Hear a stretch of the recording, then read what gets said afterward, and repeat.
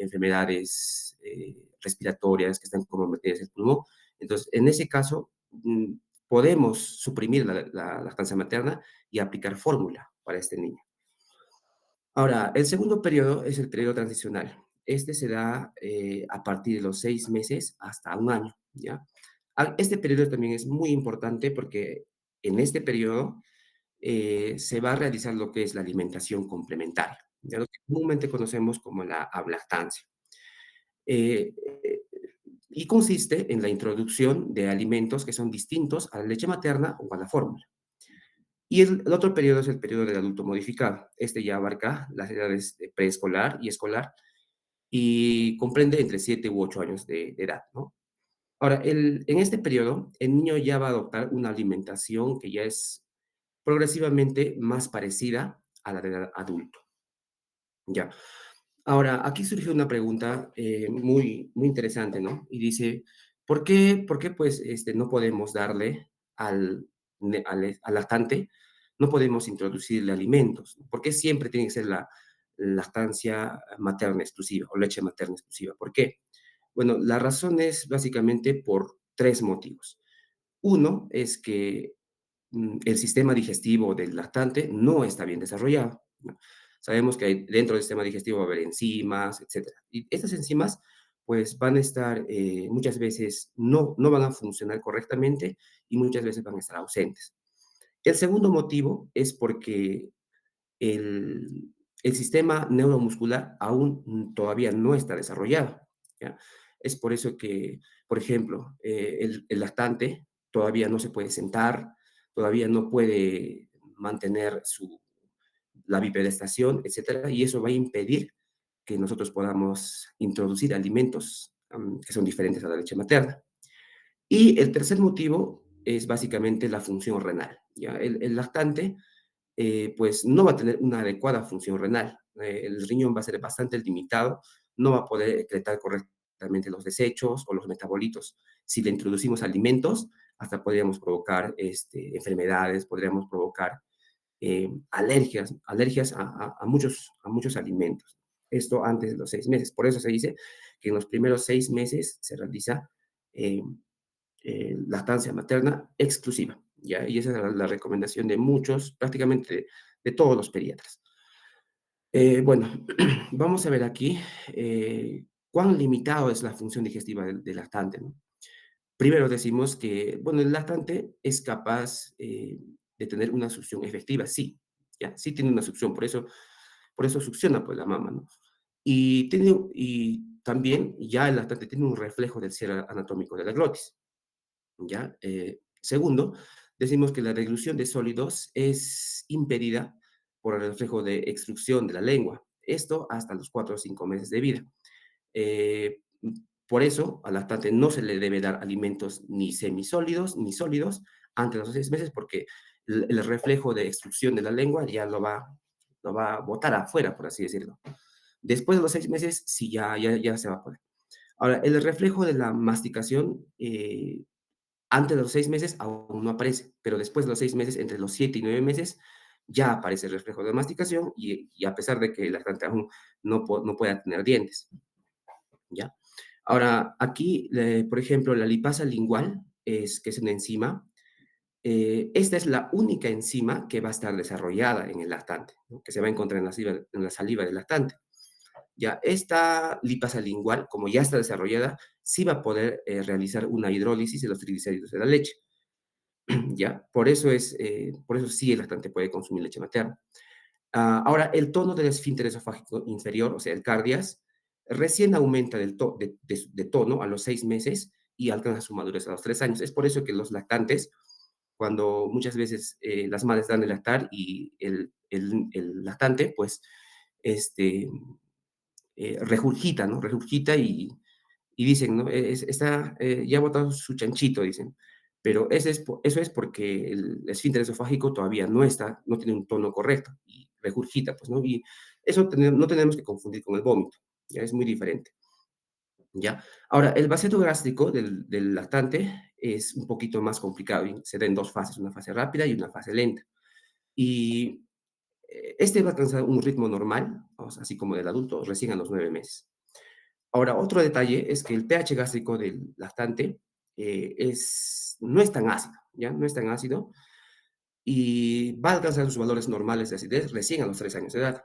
Ahora, al no ser tan ácido este pH del lactante, va a producir menos acción de la pepsina, porque sabemos que el ácido clorhídrico transforma el pepsinógeno en pepsina y esto va a ayudar o esto va a realizar la digestión de proteínas. Y al no ser tan ácido este pH, pues no va a haber una correcta, una eficiente pepsina y no va a haber, por ende, una correcta digestión de proteínas. Ahora, la secreción del factor intrínseco de Castlé es pobre y esto recién es pobre hasta antes de los 3 meses, ¿no? Y esto va a conllevar a un déficit de la reducción de vitamina B12. Ya, ahora, también debemos saber que al mes de vida, el volumen de la secreción pancreática sí es normal, ¿ya? O sea, del lactante su secreción pancreática es normal, pero dentro de esa secreción pancreática se supone que tenemos que tener la enzima alfa-amilasa pancreática, pero sí, esta enzima es nula. O sea, la función de esta enzima es nula. O sea, sí tiene secreción, pero es nula. Ahora, en esta etapa también, la tripsina y la quimiotripsina, que sí van a estar presentes, pero tienen poca actividad. O sea, no van a desdoblar, romper bien las proteínas para convertirlas a péptidos. Morfológicamente, el intestino sí es maduro en el lactante, pero bioquímicamente no lo es, ¿ya? También la hipoacidez y la poca secreción de las sales biliares en el lactante, bueno, esto va a contribuir a que posiblemente haya infecciones, ya sea bacterianas, víricas o parasitarias, ¿no? Es por eso que hay que tener mucho cuidado en los lactantes en no introducir cualquier tipo de alimentos antes de los 6 meses. ¿Ya? Porque como tiene poca motilidad, tiene hipoacidez, etcétera, puede conllevar a muchas patologías. Ahora, la función renal del lactante también es muy limitada, como les dije anteriormente. Eh, la madurez del riñón recién va a alcanzar en el primer año de vida. ¿Ya? Antes de eso es inmaduro. Ah, en el tercer mes de vida del lactante, eh, la función renal adquiere una mayor filtración glomerular, y esto que le permite tolerar un poco más el agua y los solutos, ¿no? Bueno,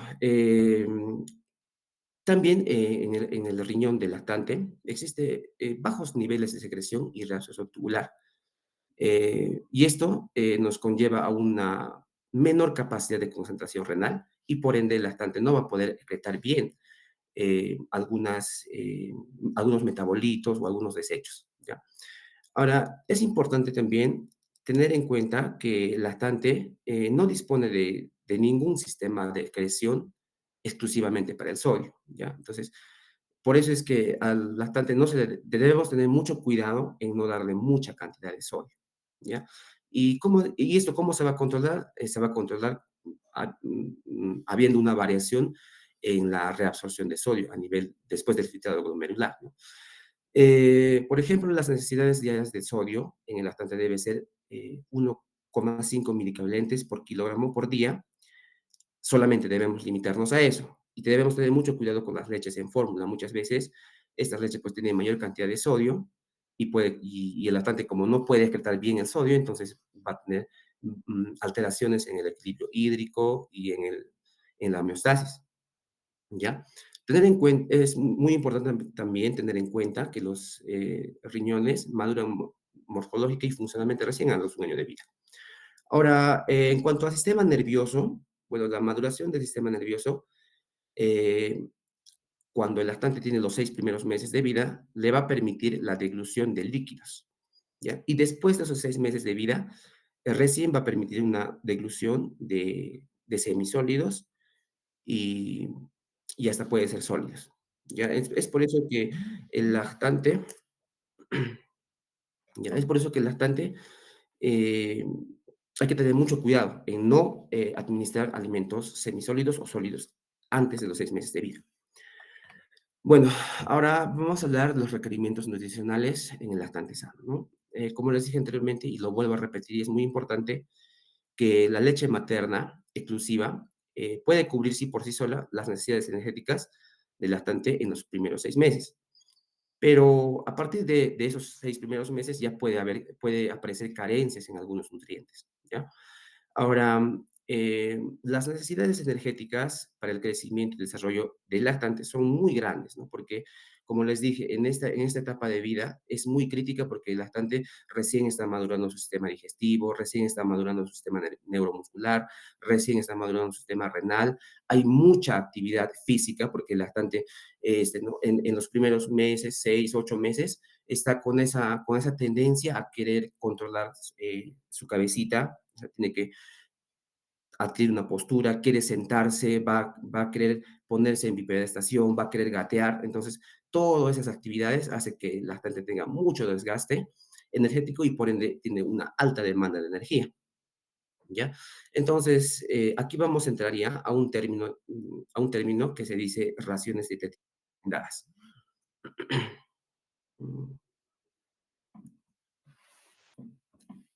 Mm, Disculpe, doctora, compañeros, ¿me escuchan? ¿Sí te estamos escuchando? ¿Sí te escucho? Ya. Ya. Como les dije, aquí vamos a hablar de un término de raciones dietéticas recomendadas. Bueno, esto me estoy refiriendo básicamente a lo que son los hidratos de carbono, las proteínas y los lípidos, que son las principales macromoléculas que nos dan energía, ¿no?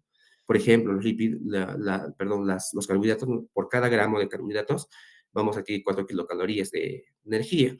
Por cada gramo de proteínas, igual, 4 kilocalorías de energía. Y por cada gramo de lípidos, 9 kilocalorías de energía.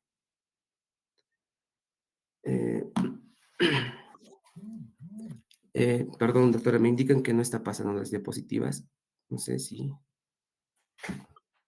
No avanza, sigue en el mismo. Sí, estamos con la función digestiva del lactante, la anterior que te has quedado. No avanzó a las otras.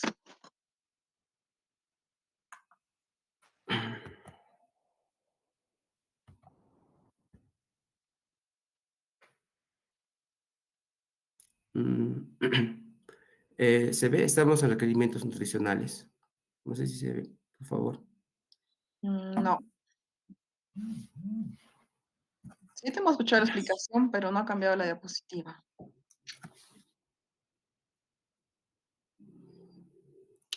Ya. Doctora, por favor, si me puede dar un momentito. Elvis, ¿podrías presentarlo tú, por favor?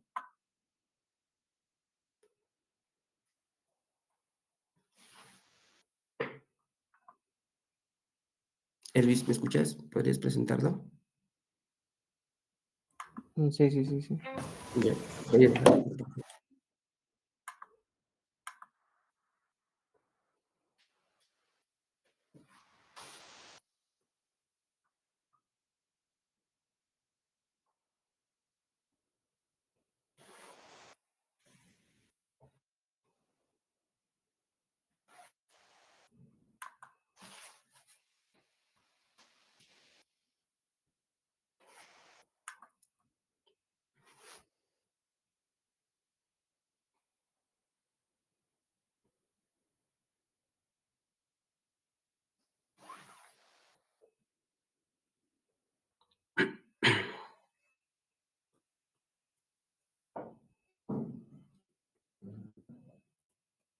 Em,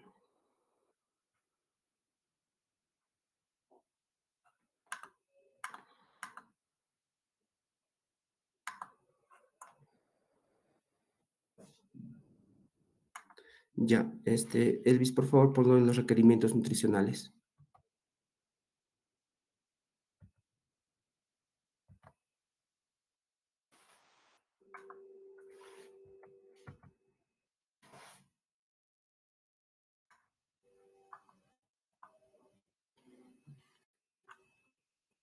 Elvis,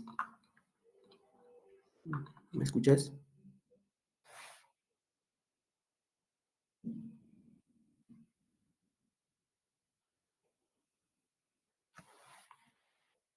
Ya, Sí, ahí, estoy en ahí, los requerimientos. ya. Eh, Bien.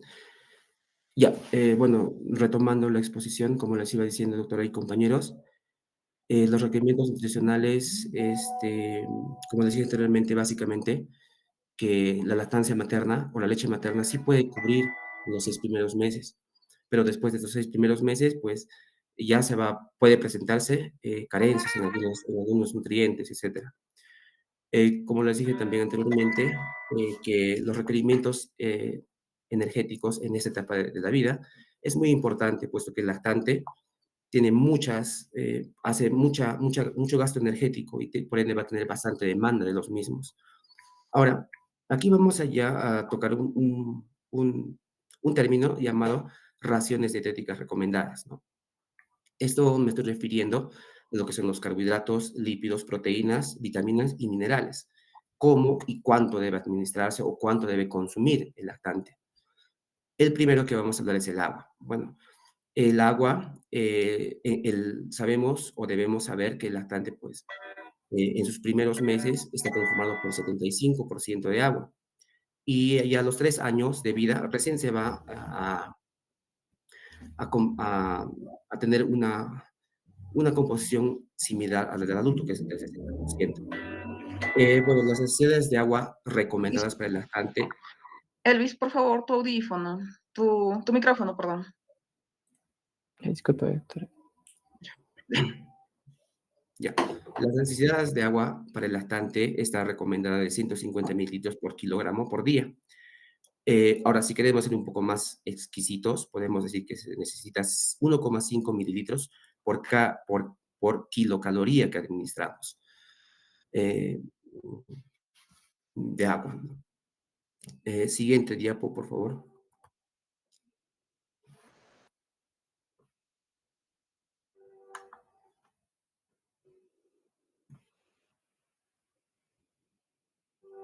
Ya. Bueno, las necesidades energéticas del lactante tenemos que ajustarlas, ¿ya? Eh, por ejemplo, en carbohidratos, lípidos y proteínas tiene que consumir el lactante 108 kilocalorías por kilogramo por día durante los 6 primeros meses.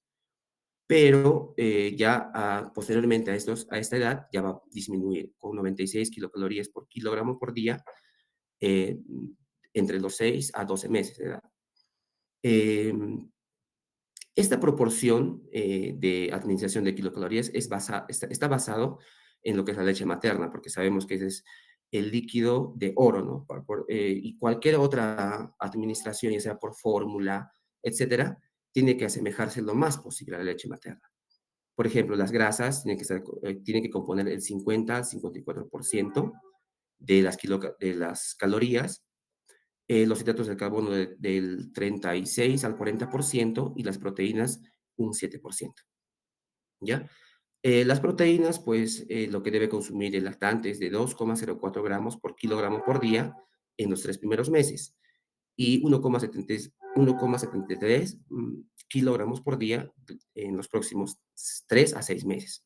En cuanto a las grasas, debe consumir 3,3 gramos por 100 kilocalorías totales administradas. O si hablamos de leche en fórmula, pues debe consumir 4 a 6 gramos por cada 100 mililitros de esta leche, ¿ya? Aquí, en esta parte de grasas, es muy importante mencionar a dos ácidos grasos que son muy importantes, ¿no? El ácido linoleico y linolénico, ¿ya? Estas deben estar en la proporción de 10 a 1, como lo está en la leche materna. Esos son muy importantes porque ayudan bastante al desarrollo del sistema nervioso, ¿ya? Ahora, los hidratos de carbono el hidrato de carbono más importante tiene que ser la lactosa, ¿ya? Este es un disacárido que es secretado en su mayoría por las glándulas mamarias, ¿ya? Y debe consumir de 8 a 12 gramos por cada 100 kilocalorías de carbohidratos y también 5,4 a 8,2 gramos por 100 mililitros. Esto si hablamos de la leche en fórmula. Siguiente diapo.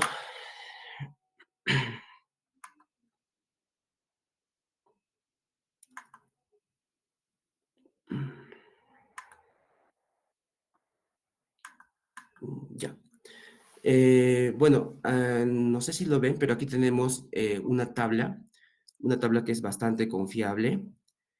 Disculpen, pero Eh, creo que no se está viendo igual bien las diapositivas cuando las están cambiando. No sé si solamente es problema conmigo. ¿Los demás están viendo las diapositivas? No, no, doctora. Ujú. Entonces, yo creo que, no sé quién está presentando, Elvis, ¿sí? No sé, si lo puedes poner en modo presentación, porque no están pasando las diapositivas o de repente te has equivocado en compartir ventana. A ver, revísalo. Mm, es que ahorita mi internet creo que es el problema. Voy a ver. No, en todo caso, manden todas las diapositivas a los delegados y yo lo voy a compartir para que me lo manden a mí. A ver.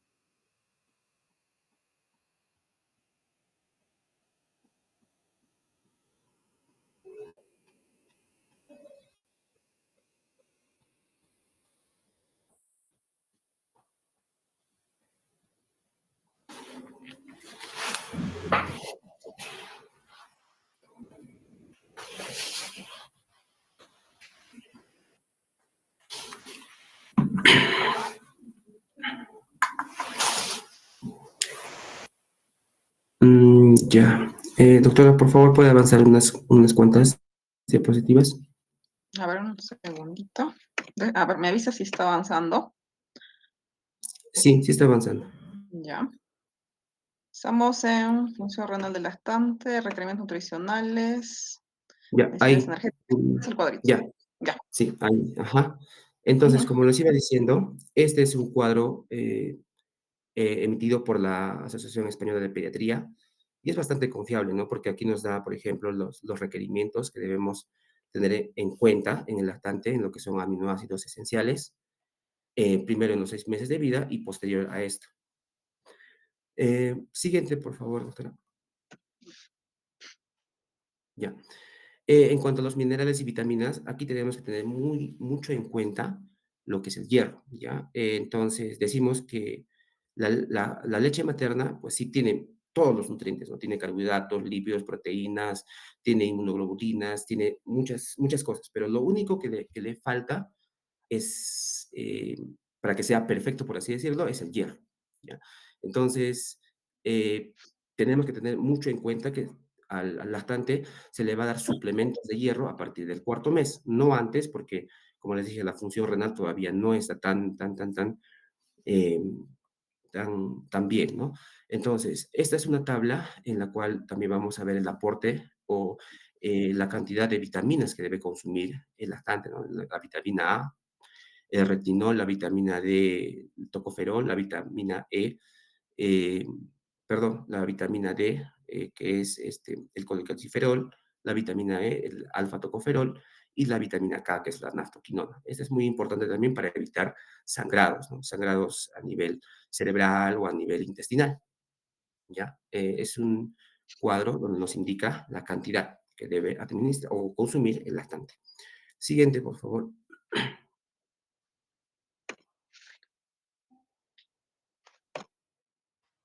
Ya. Rápidamente vamos a hablar sobre la lactancia materna. Ya. A grosso modo.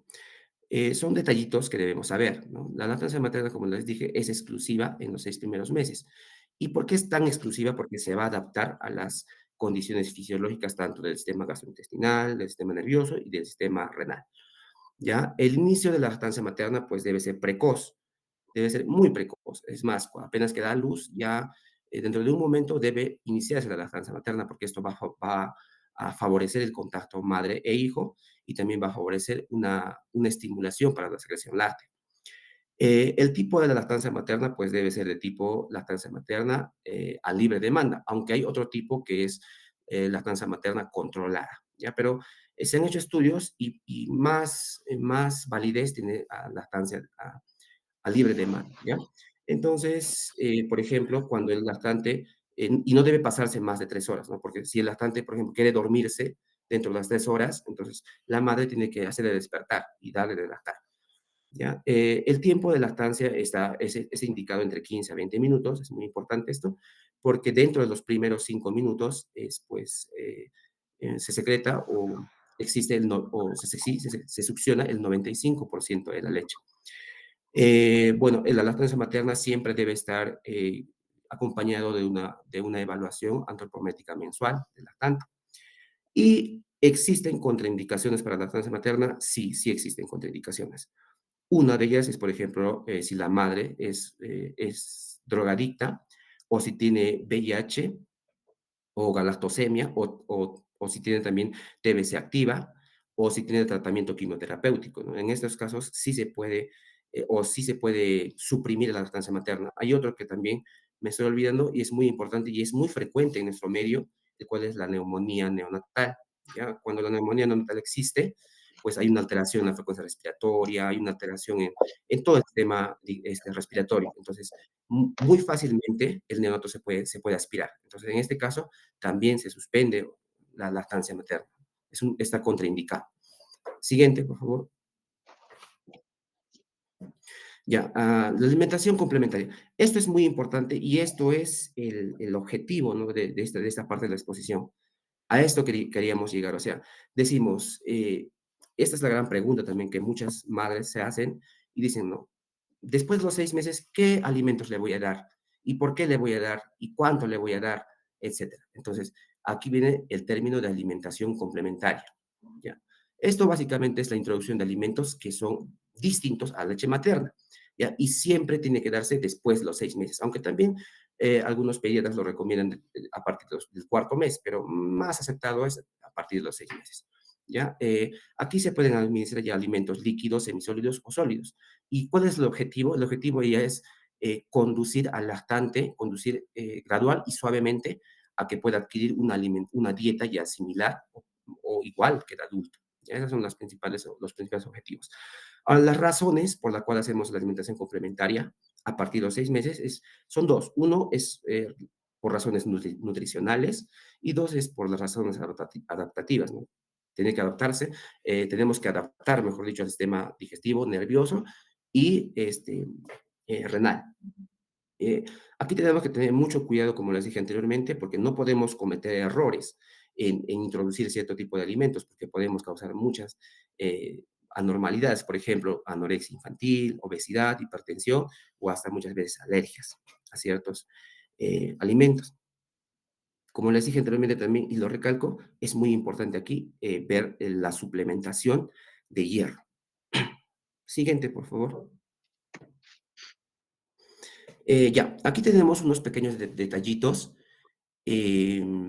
sobre la alimentación complementaria. Y, bueno, para que el niño realice una aceptación de esa alimentación, porque son nuevos alimentos para él, bueno, tiene que haber una reiteración de la oferta, ¿no? Tenemos que estar ahí insistiendo, insistiendo al lactante. También tiene que haber una frecuencia de exposición a los alimentos, o sea, siempre tenemos que estar frecuentemente exponiendo esos alimentos. ¿Ya? Ahora, la relación de los alimentos que se deben dar En cuanto a la relación a los alimentos, debemos tener mucho en cuenta las preferencias y las costumbres familiares, la zona geográfica, ¿no? Por ejemplo, en esta zona siempre vamos a iniciar con alimentos, más que todo que son de la zona, ¿no? Podemos, en la costa, por ejemplo, ya iniciar con otro tipo de alimentos, de acuerdo a la zona geográfica, de acuerdo también a las costumbres familiares y a las preferencias. Por ejemplo, el lactante siempre va a tener, va a tener una tendencia a preferir alimentos dulces, de sabores dulces, ¿ya? Ahora, también este detallito es importante. Después de los 6 meses debemos continuar con la lactancia materna, no es que lo vamos a dejar, sí, continuar. Y suficiente con 500 mililitros por día. ¿Ya? Esto nos va a asegurar unos correctos requerimientos de energía en el lactante. Siguiente, por favor. Ya. Ahora, con esto ya, para terminar, ¿qué alimentos debemos iniciar? ¿Con qué alimentos debemos iniciar, no? La lactancia, aunque no está bien dicho ese término lactancia, ¿no? Porque A es carencia, sin, y no, no está bien dicho. Entonces, lo correcto es decir, ¿con qué alimentos debemos iniciar la alimentación complementaria? Primero, debemos agarrar lo que son cereales, ¿no?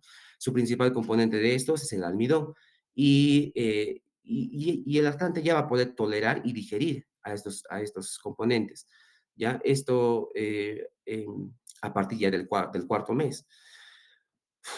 Ya, el siguiente, vamos ya a introducir lo que son las harinas, ¿ya? Estas deben eh, ser siempre predigeridas y sin azúcar y sin gluten, por ejemplo, harinas de arroz, harinas de maíz o harinas de tapioca o más conocido como mandioca, ¿ya? Este último, la mandioca, siempre debemos administrarlo o introducirlo a partir de los 6 a 8 meses, no antes, ¿ya? Después ya podemos aplicar lo que son las papillas. ¿Ya? Las papillas, bueno, obviamente son a base de harinas con una solución, ¿no? Y debemos iniciar con 1 a 2 cucharaditas de la harina por cada 100 mililitros de solución. Y después de eso debemos comprobar la tolerancia. Si el lactante tolera, entonces ya vamos a aumentar las cucharaditas de 5 a 7 cucharaditas por cada 100 mililitros de solución. Y si sigue tolerando, debemos espesar más las papillas de 8 a 9 cucharaditas por cada 100 mililitros. Esto ya entre los 8 y 9 meses de vida. Después ya podemos también introducir lo que son las frutas, porque tienen un buen aporte energético, ¿no? Con su azúcar natural, que es la fructuosa. Aparte nos brindan fibras vegetales, vitaminas y también gran cantidad de antioxidantes, ¿ya? El inicio, ¿cómo se debe iniciar el alimento con frutas? Básicamente es en forma de zumos y siempre se debe administrar con cucharaditas, ¿no? Al lactante, porque no debemos darle en biberón o en otras cosas, porque para evitar las caries, ¿no? La caries conocida como la caries del biberón. Mejor, preferiblemente en cucharitas. Siguiente, por favor. Ya. El siguiente alimento que podemos introducir son las verduras. Esto, como les dije, siempre a partir de los 6 meses, pero en forma de puré.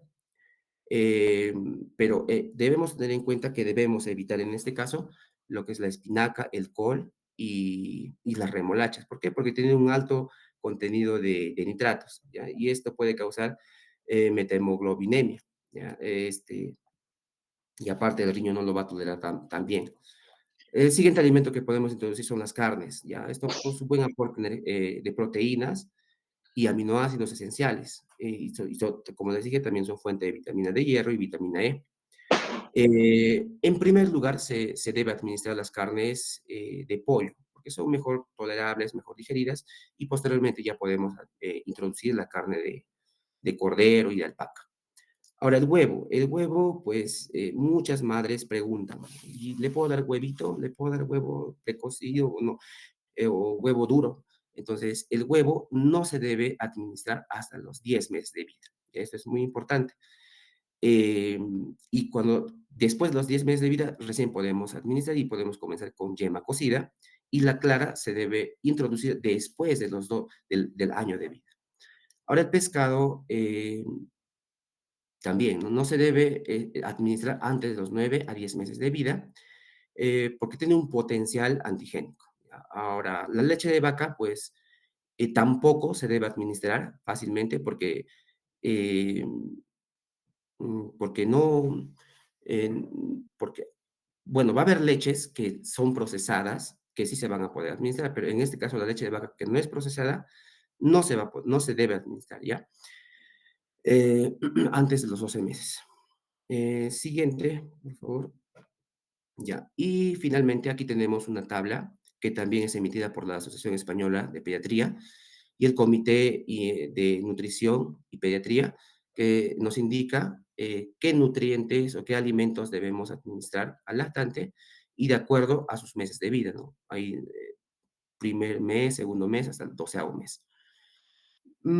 Y bueno, eso básicamente, doctora, sería mi exposición. Gracias. Muy bien, Edwin. Solamente dos preguntas rápidas que ya les has mencionado. Uno, vuelve a repetir, por favor, cuáles son las contraindicaciones de la lactancia materna. Ya.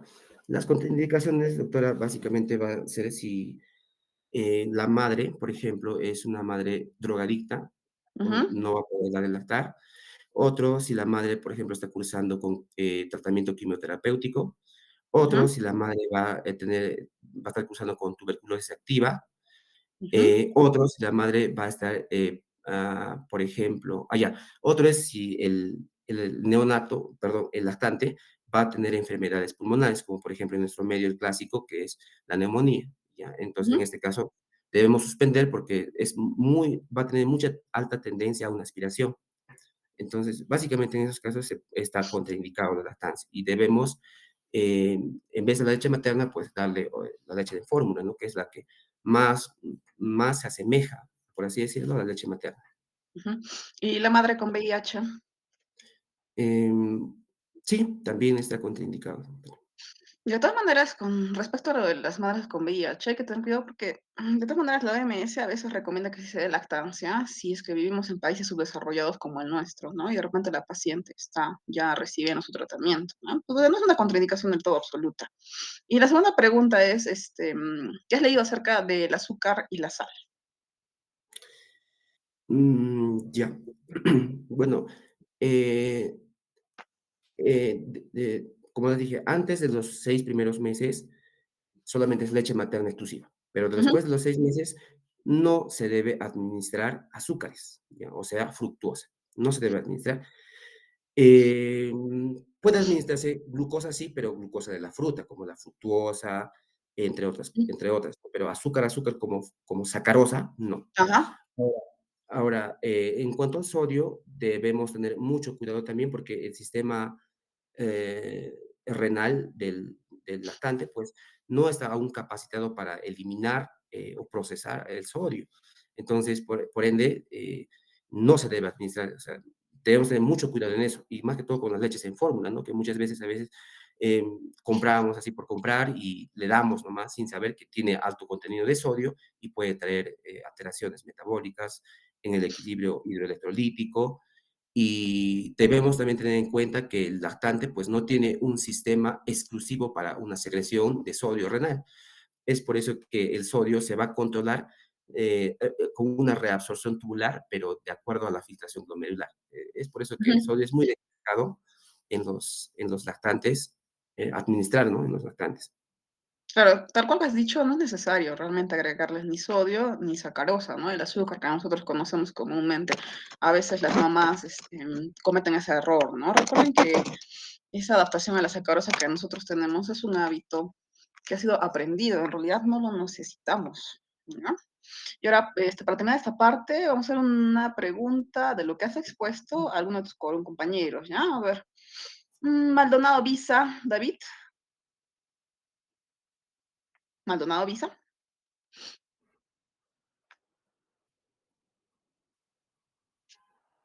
Maldonado Visa, David no está.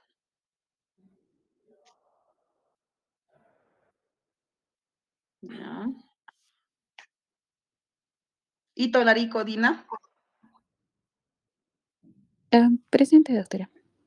Ujú. Dina, de lo que ha dicho tu compañero, ¿a partir de qué mes tienes que suplementar hierro al lactante y por qué?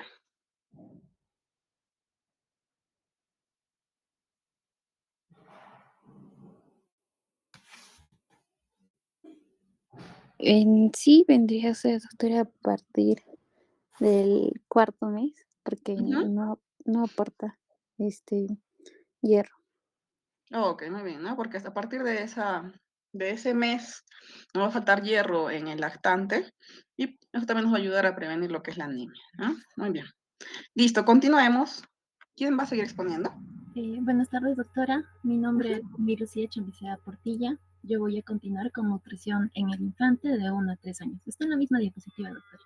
Ya, muy bien, a ver. Listo. ¿Se ve? Sí, doctora. Ujú. Bueno, a manera de introducción, voy a mencionar que los primeros años de vida representan una de las ventanas de oportunidad para que aprenda y acepte y adquiera el gusto por los alimentos naturales en niño. Es por eso que se debe de establecer patrones de alimentarios y saludables, ¿no? A lo largo de este plazo, ¿no? Y esto principalmente es para prevenir el inicio de problemas nutricionales. Entre ellos está la desnutrición, la obesidad y la anemia. En esta etapa vamos a ver que se va a dar el infante va a expresar sus deseos a través de acciones motoras, expresiones faciales y vocalizaciones. Esto quiere decir que a través de movimientos corporales, alejamientos del alimento, alejar la cabeza, cierra la boca, son señales antes de que recurra al llanto. Es por eso que se recomienda que los padres deben aprender a comunicarse a partir de sus diferentes conductas. También los alimentos que la familia ingiere y la forma en que lo hace va a influir mucho en los hábitos y gustos donde el niño se va a prolongar, ¿no? Durante todas las etapas.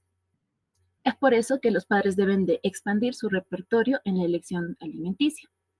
Siguiente diapositiva. Ahora, ¿cuáles son las necesidades nutricionales del infante? Bueno, sabemos que esto se va a asemejar más a la de un adulto después de su primer cumpleaños. Además, vemos que en los primeros años el crecimiento va a ser más lento que la lactancia. Y también, ¿no? De que las necesidades proporcionales de kilocalorías va a disminuir en comparación a la lactancia. Es por eso que el apetito del niño se va a ver reducida. Y se va a ver dos factores principales, ¿no? El desarrollo psicosocial, que, bueno, esta tablita está fundamentada, ¿no? Según la bibliografía, según a la teoría de Erik Erikson, donde este reinterpretó, ¿no? Las fases psicosexuales de Sigmund Freud. Aparte de eso, en el infante, como podemos ver, ¿qué se va a dar, no? Es fundamental en esta etapa donde se da el ejercicio del aprendizaje, la autonomía y de la autoexpresión para la superación de la vergüenza y la duda. Es por eso que todo niño de 2 años conoce la palabra no. Y es por eso que los padres deben alientar, ¿no? A que elijan sus alternativas alimenticias. Pero esto tiene un pero, ¿no? Que puede pasar que el infante aprenda a utilizar esto como rechazo de la comida como una forma de obtener su atención. Otro factor que se va a dar es el crecimiento y el desarrollo físico. Vemos que el crecimiento se va a desacelerar durante los años de la primera infancia, lo que va a provocar un aumento de peso de 1,8 a 2,72 kilogramos y la estatura va a aumentar cerca de los 10 centímetros. Y ahora, también de que a los 2 años de edad, la circunferencia de la cabeza va a alcanzar 2/3 su tamaño en el adulto, ¿no? Ahora, algo que debemos de resaltar en el desarrollo es los hitos resaltantes, ¿no? Entre ellos vemos de que el infante va a caminar erguido. Y esto se va a deber de que a los músculos van a crecer, los huesos se van a mineralizar más y va a desaparecer, ¿no? La grasita de bebé. Es por eso que el niño va a adquirir también ciertas habilidades motoras que le van a permitir cómo manejar, tragar y la forma de asegurar los alimentos, ¿no? Va a ser capaz de usar en algunos casos, ¿no? El uso de utensilios para comer con más pericia. También se va a dar de que la boca del infante va a ser más sensible que la del adulto. Por eso se va a recomendar, ¿no? De que debe de ingerir alimentos en temperatura tibia, ¿no? Ahora, vemos de que el infante va a presentar señales ya, señales de hambre y saciedad. Es por eso que acá combina, ¿no? Las frases de gestos que quiero eso o señala los alimentos en las señales de hambre, o también puede llevar a los padres a la cocina y señalar a la comida o bebida que quiere. Entre las señales de saciedad va a utilizar palabras, ¿no? Como acabo o ya no más. juega con la comida o la lanza cuando está ya lleno, ¿no? Es por eso que las necesidades de ingesta y nutrición se van a ver, ¿no? Según al gusto alimenticio y a la hora de comida. En el gusto alimenticio vemos que les va a gustar los alimentos que puedan sostenerse con la mano, que puedan aprender acerca de la textura al comerlo. Y ellos se caracterizan porque van a preferir comidas simples como guisados, que como bien sabemos es una mezcla, ¿no? De varias eh, ingredientes. Ahora, también pueden preferir ciertos alimentos, ¿no? Enormes, que se ve a nivel de la conducta de la familia, que pueden ser la pizza o el espagueti, pero esto tiene un pero, ¿no? Que los padres deben servir alimentos favoritos de cuando en cuando y no de manera exclusiva a fin de que se dé una oportunidad justa a los nuevos alimentos. Ahora, lo otro es la hora de la comida. Como bien sabemos, al infante se le debe de incorporar a la mesa familiar y disfrutar de la compañía. ¿Y esto por qué? Porque se da de que el infante está aprendiendo habilidades sociales, así como buenos hábitos nutricionales, por lo que las comidas van a representar, ¿no? Una expresión social y les va a gustar mucho la compañía. Ahora, se debe ajustar horarios regulares para tener una manera, mantener, ¿no? La ingesta alimenticia. Además, tiene que consumir comidas regulares, también refrigerios saludables, que esto ayuden, ¿no? A prevenir la fatiga y controlar su apetito. Vemos que el infante en un año de edad solo va a tener la capacidad de una taza, ¿no? Bueno, es lo que menciona la bibliografía, lo que va a obligar a que se pueda servir en porciones pequeñas. Esto quiere decir de que una porción es de una cuarta a quinta parte de la porción recomendada en un adulto. O también puede haber una regla, ¿no? Que es servir una cucharada de alimento por cada año cumplido. Siguiente diapositiva. Ahora, algo que debemos de resaltar es la introducción de alimentos nuevos. Después de la alimentación en papilla, de la lactancia, los padres van a sentirse complacidos en ofrecerle pues, platillos de comida, ¿no? Más atractivos. Y esto también se caracteriza de que los alimentos con colores brillantes siempre son más atractivos. Y una de las características que se ve acá es que la masticación no está del todo desarrollada, ¿no? Por lo que no se le debe dar carnes duras o verduras muy fibrosas. Aquí también se van a introducir, ¿no? Los alimentos que no estaban recomendados en la alimentación complementaria, pero esto puede ser después del año. Y si no hay un antecedente familiar de alergia, esto puede ser como la leche de vaca no modificada, la clara de huevo, el trigo, las frutas cítricas, los mariscos, chocolates o mantequillas, ¿no? Pero este tiene un pero, ¿no? De que no se debe de introducir, ¿no? De manera inmediata, sino una vez por semana y en intervalos. Ahora, la ingesta diaria.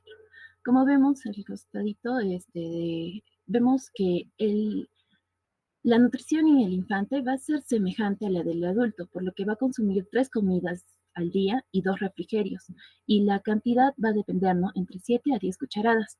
Estas comidas deben de tener una proporción de fruta o verdura rica en vitamina C, una porción de alguna verdura amarilla de hojas verdes, también gramos de fibra equivalentes a la edad del niño y empezando, ¿no? A partir de los 2 años de edad, también la cantidad de agua que se debe de ofrecer en el niño de 1 a 2 años, según la guía del MINSA, menciona que debe ser de 150 a 240 mililitros, que esto equivale, ¿no? De 5 a 8 onzas. Ahora, ¿qué se recomienda? Principalmente deben de ser alimentos que deben estar picados muy finamente para eliminar, ¿no? El peligro de atragantamiento. Tampoco no se debe de recomendar o se debe de dejar no se debe de dejar solo al infante mientras come y tampoco se debe de evitar el uso de azúcar o sal en la preparación, así como el consumo de alimentos superprocesados. Y esto es debido a que los riñones maduran alrededor del año de edad y el infante puede tolerar la sal en moderación, pero la preferencia por los alimentos salados y los que son dulces son de un gusto adquirido, ¿no? Mencioné. Siguiente diapositiva, doctora. Ahora, ¿cuáles son las preocupaciones nutricionales que se ven en esta edad? Principalmente vamos a ver la anemia por deficiencia de hierro. Y esto se ve de que los infantes se encuentran en un riesgo de anemia por deficiencia de hierro. Y algunos la mencionan que es la anemia de la leche. Y esto es sobre todo se ve, ¿no? Principalmente en familias de bajos ingresos. Y esto se ve asociado a la demora, asocia con demoras conductuales y cognitivas, ¿no? Que producen, ¿no?, la anemia. Y aparte, se cree que beber leche, o bueno, esta es la causa, ¿no?, que sugieren, ¿no?, que beber leche es un exceso, en exceso disminuye el apetito de alimentos ricos, por lo que se evitan, ¿no?, los cereales enriquecidos, carnes y algunas frutas y verduras. Es por eso que la ingesta de leche se debe de reducir, ¿no? Y se ve limitada entre 710 mililitros, que esto equivale a 24 onzas por día, para los niños entre 1 a 5 años de edad. Y en caso de los infantes, el jugo no debe de excederse entre 177 mililitros. Ahora, el tratamiento, como se mencionó, se debe de continuar, ¿no?, con la suplementación de hierro que se da, ¿no?, desde los 4 meses. Y esto es a través de la administración de gotas o jarabes de sulfato ferroso o complejo polimaltoso férrico. Ahora, también se le debe de dar la ingesta de alimento fortificado en hierro o alimentos naturales ricos en hierro. Algo que debemos de resaltar es que las concentraciones normales en hemoglobina de 1 a 2 meses, esto se va a ver, se va a renovar, ¿no?, a la reserva de hierro, que puede tomar entre 3 a 6 meses. Ahora, otra preocupación nutricional son las ingestas inadecuadas. Entre ellas podemos ver la desnutrición. Vemos de que eh, la desnutrición va a perjudicar, ¿no?, el desarrollo cerebral, va a interferir en el aprendizaje, también la debilidad del sistema inmunológico y va a aumentar, ¿no?, el riesgo de infecciones en muchos casos. Y en los peores casos es provocar la muerte. Ahora, no es necesario un grado avanzado de desnutrición para sufrir las consecuencias graves. Es por eso que se dice, ¿no?, de que los niños, o bueno, infantes de 1 a 2 años de edad van a representar un porcentaje muy alto de desnutrición crónica.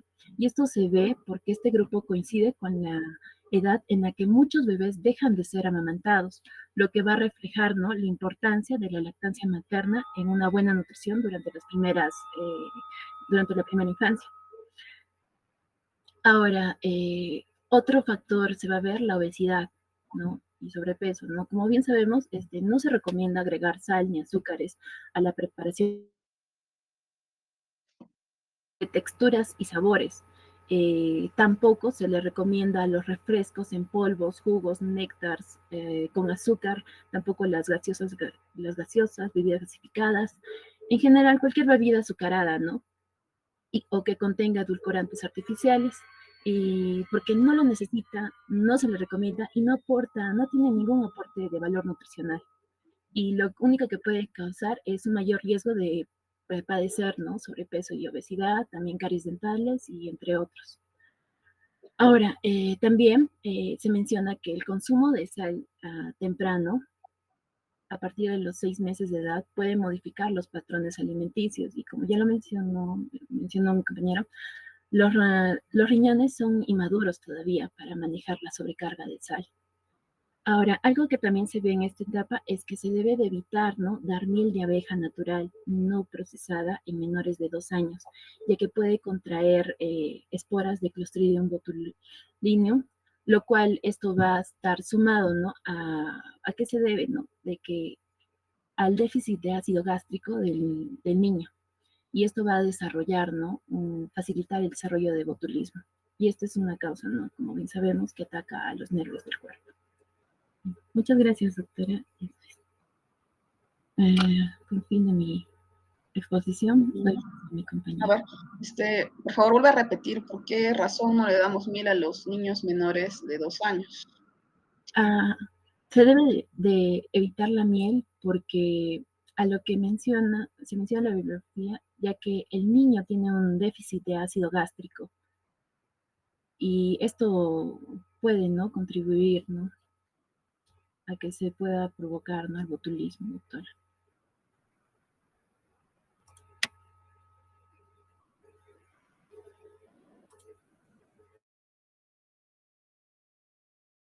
Y ¿me escuchó?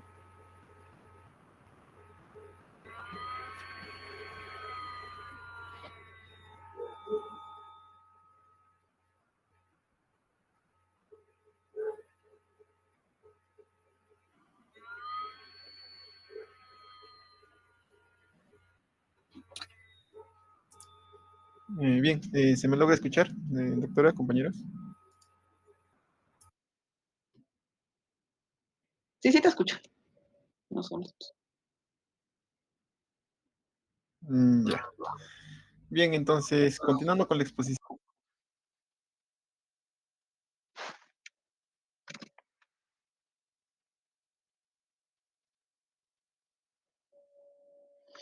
Ya no se te escucha.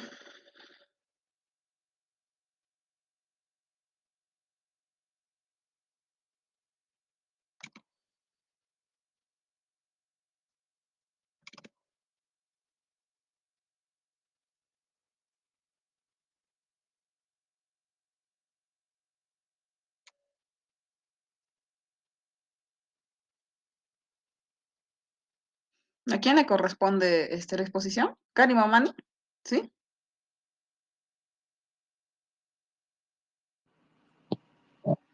¿Se me logra escuchar ahora? Sí, sí, ahora te escuchamos. Ya, bien, A ver, ya. Entonces, como les decía, la nutrición en los niños de edad de 6 a 12 años, los niños de esta edad ya pueden consumir alimentos de la misma manera que los adultos. Entonces, es sumamente importante no restringir entonces los alimentos o incluso algunos padres buscan alimentos específicos para niños, pero no es recomendable, ya que pueden comer lo mismo que ellos. Y pueden hacer esto porque el contenido energético que necesitan los niños es elevado, ya que están en constante movimiento, ¿no? Entonces ahí también pierden bastante energía. Otra cosa y otro error que se comete, los padres cometen, es que catalogan a los alimentos como buenos o malos. Muchos dicen, este alimento es malo, no debes comer, o este es bueno, este debes comer. Entonces, lo que hacen es sugestionar al niño, ¿no? Saber que ciertos alimentos son como que es malo, pero es rico, digamos, ¿no? Entonces, el niño, al prohibirle, le causa esa sensación de querer más. Entonces, muy posiblemente, si no hay la necesidad, si en un momento no está el padre vigilando, no le prohíbe, entonces lo que va a hacer es consumirlo y desproporcionadamente, ¿no? Es un problema, entonces debería evitarse también este tipo de catalogaciones hacia los alimentos, que no debes comer esto, que no debes comer este, etcétera. Ahora, como lo habló mi compañera hace rato, eh, el personaje dividió, ¿no? Las etapas, bueno, el desarrollo de todo ser humano en 4 etapas, ¿no? Y Erickson decía de que una de las etapas es la etapa 4, y esta etapa 4 se conoce como la laboriosidad versus la inferioridad, ¿no? Esta etapa coincide exactamente con 6 a 12 años de edad. ¿Y en qué se basa esta etapa? Aquí el niño prácticamente lo que busca es la competencia en todas las habilidades que se puedan, ¿no? Por ejemplo, siempre hemos escuchado a un niño decir, yo corro más rápido que tú, ya hacemos la competencia. O en algún momento siempre, ¿no? Las madres le dicen, a ver, mira, tu hermanito menor está comiendo más que tú, te vas a dejar ganar, y por no dejarse ganar, el niño comienza a comer más, ¿no? O comienza a comer comidas que antes no le gustaban. Este es por un lado. Y se apuntan, ¿no? A todas las actividades. Y aquí es donde, ¿por qué es importante esta parte? Porque nosotros podríamos aprovecharlo, podríamos educar a las madres para que lo aprovechen. Aquí, por ejemplo, la competencia de diversas habilidades, claro, ¿no? Retar con otras personas para que el niño pueda comer alimentos que posiblemente no le hayan gustado, no le hayan hecho acostumbrar en una edad temprana, ¿no? Entonces tiene que comer, no sé, hígado, etcétera, ¿no? Y para adquirir más hierro, que posiblemente no le guste, pero por este mismo hecho de que va a estar en competencia, lo va a hacer. Y a la vez que van a querer hacer todo tipo de actividades, también se puede aprovechar, ya que podemos aprovechar esto al introducir al niño a la elaboración de las comidas, a la compra de los alimentos, a la preparación y a la limpieza. Y el niño lo va a hacer, el niño va a colaborar. ¿Y qué ocurre con esto? Que se va a sentir más identificado y va a aprovechar mejor la comida. Por otro lado, ese es el desarrollo psicosocial. Si nos vamos hacia el lado del crecimiento y desarrollo físico, vamos a ver que el promedio anual en el que crece este niño es aproximadamente de 3,18 kilogramos y va a crecer aproximadamente 6,35 centímetros por año.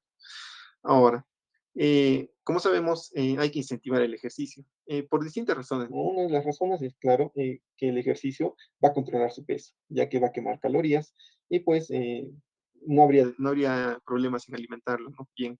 Y también porque el ejercicio va a estimular hacia sus osteoblastos, lo que va a hacer que agarre una mayor talla, ¿no? Que se quiere. Ahora, ya que vamos a ayudarlo en el ejercicio, aquí también habría que enfocarlo hacia qué ejercicios va a realizar. Si bien es cierto, depende del gusto del niño, se podría la madre inducirle aquellas actividades que le van a durar de por vida y aquellos en los que tenga más probabilidades de hacerse bueno, ¿no? Entonces, por ejemplo, aquí en literatura menciona actividades que son de otro país, pero aquí veríamos que aquí en el Perú se juega más fútbol, básquet, y sería bueno que se relacione también con esos deportes, ya que estaría más familiarizado y habría personas con las que pueda desenvolverse. Ahora, el crecimiento en esta etapa no es equilibrado y no se distribuye de una manera homogénea. Es por eso que la CDC recomienda utilizar las tablas, ¿no? Las tablas actualizadas de diciembre del año pasado sobre el índice de masa corporal, que si bien es cierto, recomienda algunos dicen de 2 a 20 años, otros dicen a partir de los 5 años. La CDC recomienda, ¿no? De los 2 a los 20 años y pues aquí es donde ya sean los pediatras, etcétera, pueden calcular si está yendo en un percentil bueno, si es que está subiendo, está bajando, y dar las recomendaciones, ¿no? Darle a la madre las indicaciones de qué es lo que debe hacer para que se mantenga, ¿no? Siempre en ese rango estable de lo que se considera sano. En la siguiente diapositiva, doctora. Bien, entonces, ¿hay necesidades y preocupaciones nutricionales? Claro que sí. La pregunta es ahora, entonces, ¿qué debe comer? ¿Cuánto le va a comer? Que yo no sé qué hacerle comer y siempre va a haber esa duda. Entonces, la literatura menciona el cuadro de arriba, que prácticamente está dividido en número de porciones que se le puede dar ya sea un varón o a una niña, ¿no?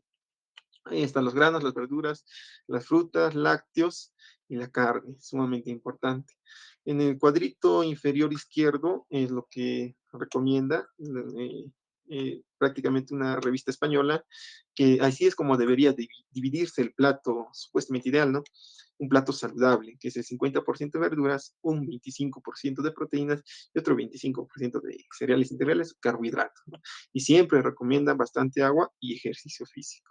Ahora, en el cuadrito inferior derecho vamos a ver que esto es ya sacado del MINSA. El MINSA también recomienda, sí, en un plato de 21 centímetros de diámetro, medio plato de verduras, un cuarto de proteínas y un cuarto de cereales. Es importante esta parte. Esto es lo que se consideraría como un plato saludable. Ahora, patrones y conductas alimentarias. El niño, como ya se ha visto desde edades un poco más tempranas, no debe comer como nosotros, ¿no? 3 comidas al día nada más, en desayuno, almuerzo y cena. Incluso muchos de nosotros ni siquiera come o se salta alguna de las comidas. Debe comer 5 en realidad, las que he mencionado y además 2 extra, ¿no? Entre comidas. Ahora, el desayuno es sumamente importante y tiene que representar mínimo un tercio de todo el valor de nutrientes de todas las comidas. Ahora, eh, el problema surge en dónde, es que ahora se ve, ¿no? Que la vida acelerada hace que las madres como que ya no tienen tiempo para cocinar, digamos, en las mañanas y ya le dan desayuno, o mejor dicho, le dan dinero para que se compre comida en la escuela. Y el problema es que las comidas que son compradas no siempre van a ser elaboradas como hechas por la propia madre, ¿no? Entonces no le van a dar el aporte de nutrientes que necesita.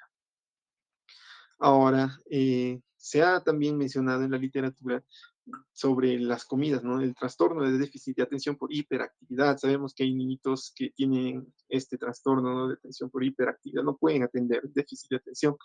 Esto es por diferentes causas, ¿no? Ya sea hipoxia neonatal, etcétera. El punto es que son muy hiperactivos, se mueven mucho. Ahora, hay investigaciones que mencionaban que si se restringía ciertos alimentos, se podría evitar tanta hiperactividad de esos niños, ¿no?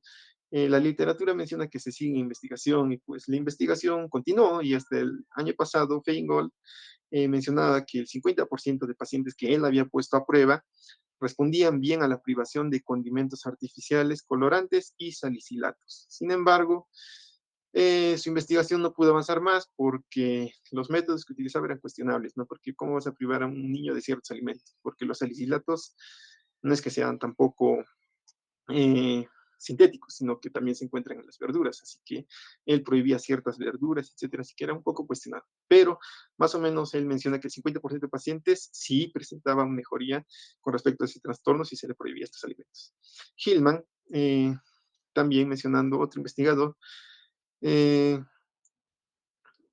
ya, él hizo una investigación más o menos que si en la comida principal, que es el almuerzo, los niños lo comían junto con los padres de familia, resultaba que aquellos niños que han comido junto con el padre de familia ya de forma periódica, agarraban ese hábito, ya ese hábito, ese buen hábito, y a futuro, a priori, no, a posteriori, lo que hacían era que estos estaban más familiarizados con comer frutas y verduras y comían eso y evitaban ya o comían en menos cantidad los alimentos fritos carbonatados, lo que no sucedía con los niños que no comían con los padres, sino que comían así en diferentes lugares, ¿no?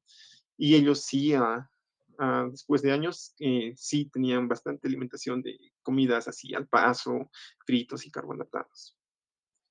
El MINSA también recomienda bastante la comida sana, ¿no? Y evitar toda clase de comida que tengan los octógonos. Sabemos que los octógonos son signos de alerta, ¿no? De que este alimento contiene exceso de algo. Y pues el cuadrito de ahí es el del inferior derecho, es prácticamente el porcentaje que debe representar, ¿no? Siguiente diapositiva. Bien, entonces, eh, aquí viene lo bueno, lo malo y lo feo, ¿no? De que el niño entre a la escuela, y es que va a interaccionar con otros niños, y aquí es donde el niño aprende experiencias, y lo aprende de sus compañeritos. Lo bueno sería que tenga compañeritos que estén bien educados y que también consuman alimentos de calidad. Lo malo sería lo contrario, ¿no? Que sus compañeros le induzcan a comprarse comida chatarra. Y lo feo sería que no haya una guía de una persona adulta que le puede indicar cuál es bueno y cuál es malo, cuál sí debería de consumir y cuál no. Ahora, otra investigación de un investigador Morris, eh, que hizo una prueba, ¿no? Con diferentes estudiantes de diferentes escuelas, lo que hizo fue proyectos de jardinería. Él incentivó y hizo que participaran los niñitos para que ellos puedan plantar sus propios alimentos, ¿no? Sus propias hortalizas. ¿Qué, ¿Qué consiguió con esto? Demostrar que aquellos niños que habían logrado plantar sus propias hortalizas consumían más vegetales después de tiempo que aquellos que no lo habían hecho. Entonces, quizá esa es una práctica que se podría implementar en algún futuro. Ahora, ¿pero qué hace el MINSA con respecto a esto? El MINSA también ha reaccionado, ¿no? En el 2012 ha sacado una resolución ministerial para que se implemente en las escuelas lo que son los kioscos saludables. Entonces, en esta resolución, el MINSA prácticamente eh, recomendaba tres cosas, ¿no? Al final da por cuenta tres cosas. Aprobar una lista de alimentos recomendados para su expendio en kioscos. El MINSA da una lista específica de qué alimentos deberían de venderse. Ahora, también encargaba a las instituciones correspondientes establecer y desarrollar estrategias de articulación intersectorial.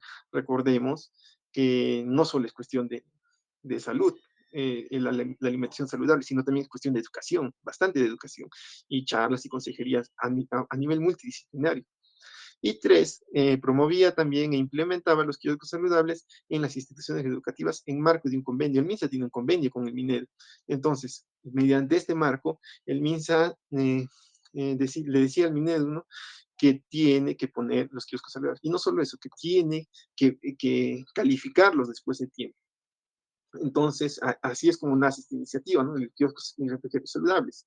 Y el Minedu lo que hace es implementar esto en las instituciones. Y ahí es donde sacan, ¿no? Esto y aún lo último que ha sacado el año pasado, creo, las guías de alimentación para la población peruana, que sigue incentivando lo que es la alimentación saludable. Otras definiciones que se dan en esta resolución ministerial es que los ingredientes que deben ser añadidos a los alimentos y deben ser considerados, por ejemplo, un alimento va a ser considerado como bajo en azúcar cuando tiene menor o igual a 5 gramos o una cucharita por cada 100 gramos de alimento sólido. Va a ser considerado bajo en sal cuando tiene eh, un cuarto de cucharadita por cada 100 gramos. Y va a ser bajo en aceite cuando va a tener una cucharadita por cada 100 gramos. Ah, ahora, en los alimentos preparados líquidos, va a ser considerado bajo en azúcar cuando tiene una cucharita y un cuarto de cucharita por cada 250 ml, es un vasito.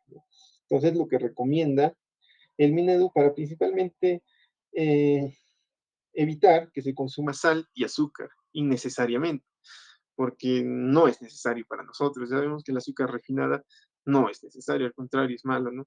El azúcar para energía la consumimos de azúcares ya no refinadas, ¿no? Sino complejas, de estructura molecular compleja. Y bien, hasta ahí sería la exposición. La siguiente diapositiva, doctora, es prácticamente sobre los alimentos. Ahí está la lista de alimentos que el Minedu recomienda para que se puedan vender, ¿no? En estos kioscos escolares. Y ya, pues si lo quieren leer, ahí está la lista específica de qué alimentos sí se pueden vender ahí y qué se debería vender. Eso sería para la exposición. Ok, muchas gracias, Johnny. Y como pregunta, ¿cuánto crece más o menos un niño en esta etapa de la vida por año? ¿Cuántos centímetros crece por año?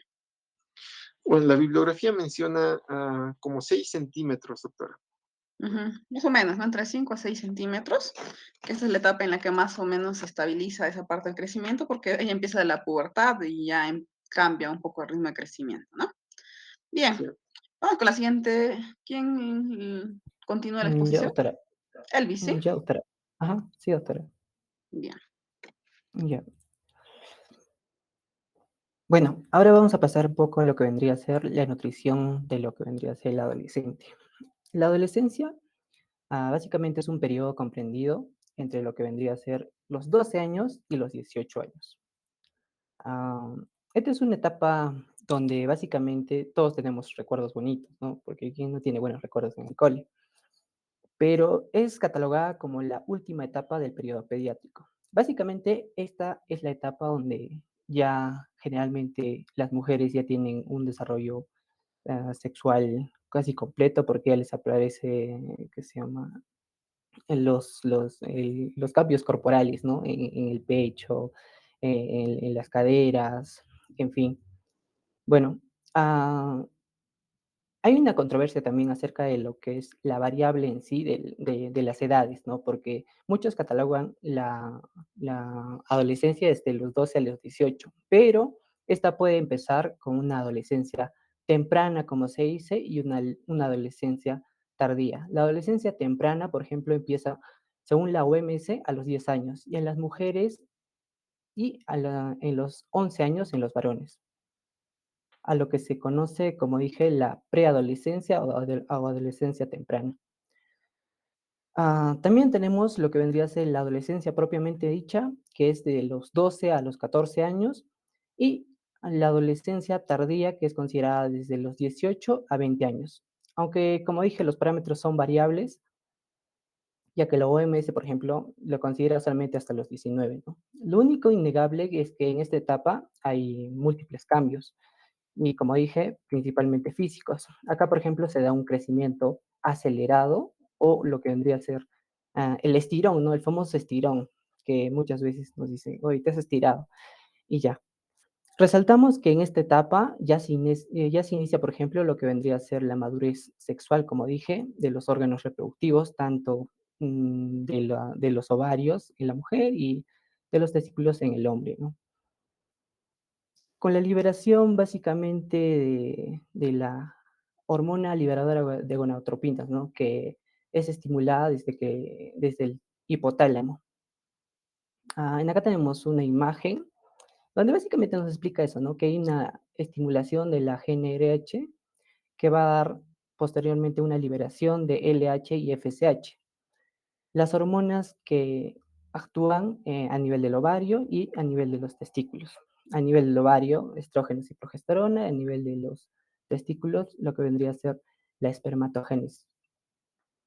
Am, Básicamente, ¿qué tenemos que recordar? En esta etapa se va a dar las 4 etapas que caracterizan a la adolescencia: la adrenarquia, la telarquia, la pubarquia y también lo que vendría a ser la menarquia. Algo importante para nosotros en lo que vendría a ser esta cátedra de nutrición es que va a haber una modificación de lo que vendría a ser los porcentajes de grasa y de músculo, tanto en el varón y en la mujer, ¿no? Y vamos a ver que hay muchos cambios emocionales o socioemocionales a nivel de esta etapa. Siguiente diapositiva, doctora.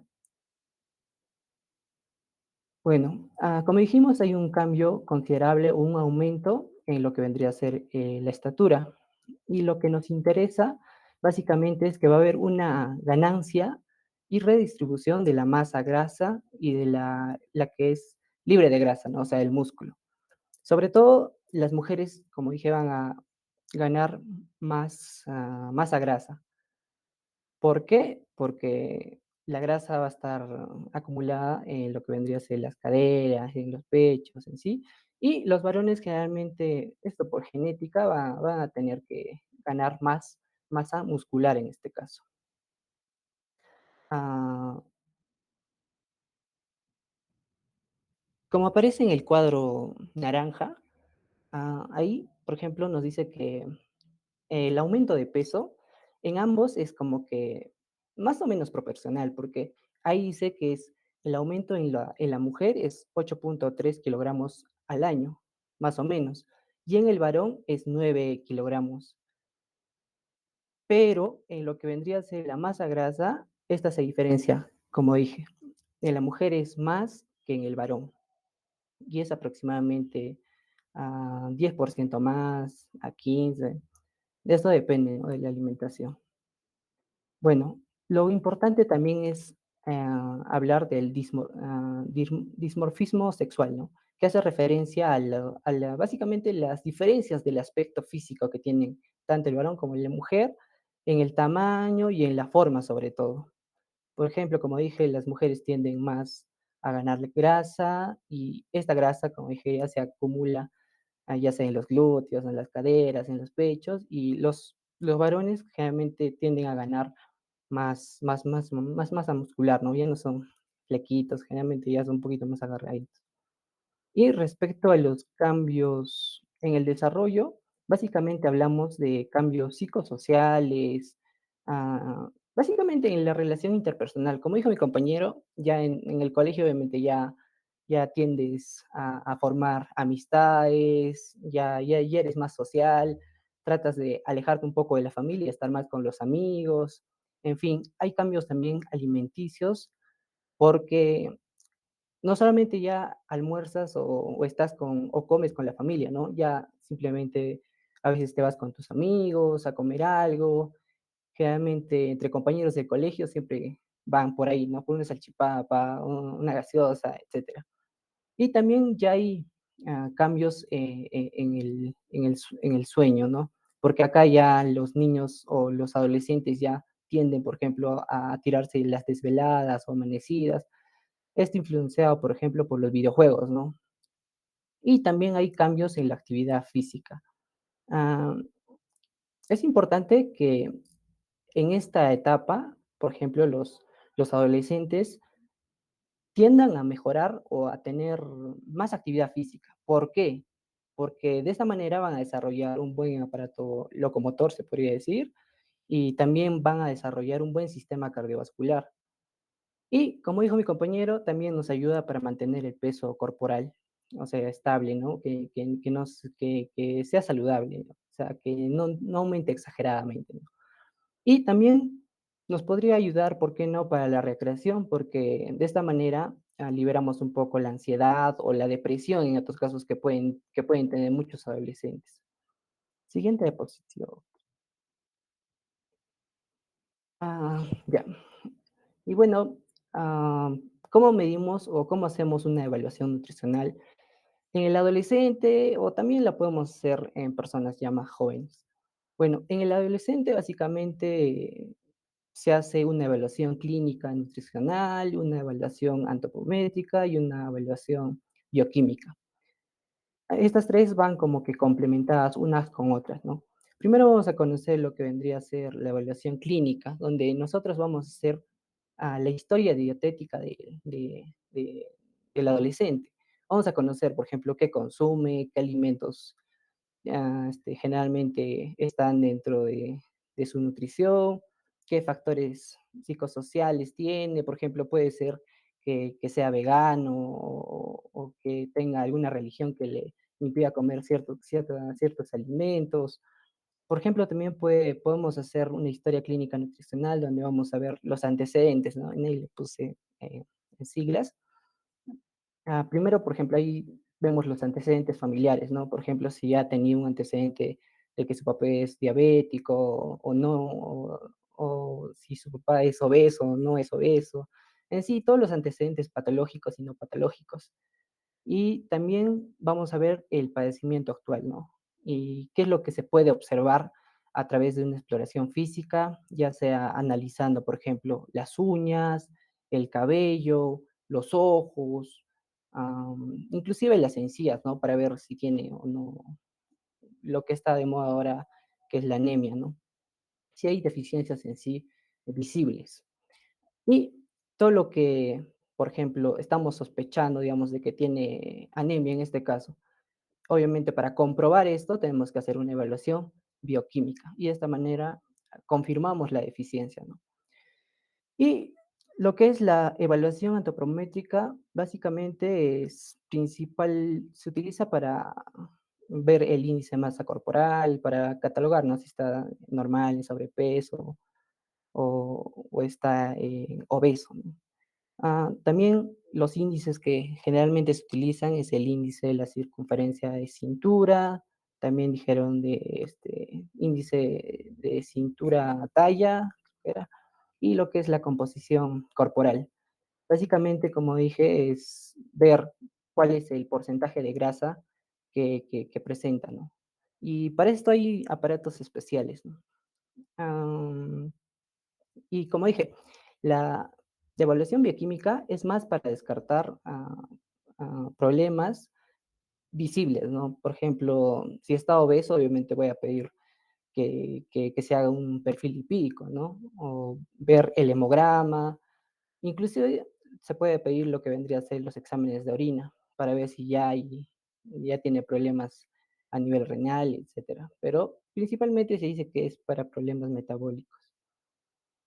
Ya, creo que sería todo eso. Y ahora para medir la antropometría, que es uno de los parámetros de la evaluación nutricional, básicamente, dentro de ello podemos destacar, por ejemplo, lo que es la circunferencia de cintura, ¿no? También el peso, la talla, los pliegues cutáneos.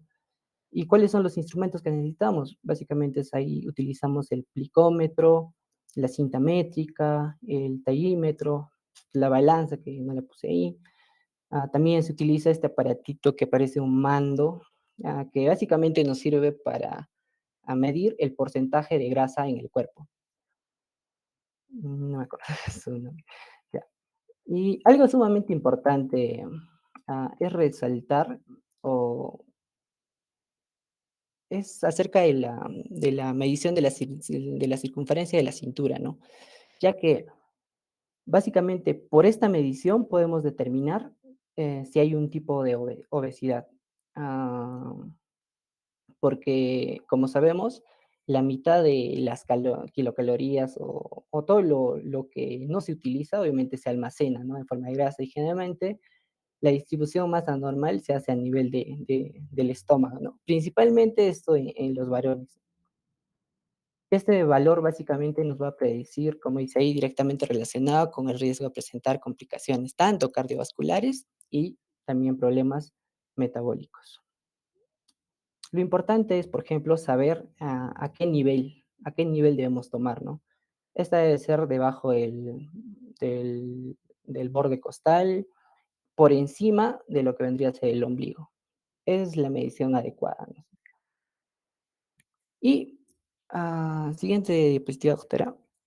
Esta va a ser importante, por ejemplo, para ver en estas tablas, ¿no? Estas tablas que nos proporciona el Ministerio de Salud. Acá podemos observar, por ejemplo, las edades y la valoración en percentiles. Lo importante acá, por ejemplo, es saber que mayor al percentil 75 ya nos dice que el paciente podría tener un alto riesgo a padecer enfermedades, tanto cardiovasculares como metabólicas. Pero mayor al 90 ya es muy alto riesgo, ¿no? Es que este paciente sí o sí en el futuro va a padecer un problema cardiovascular o metabólico. Y simplemente para eso es esas tablas. La siguiente, doctora.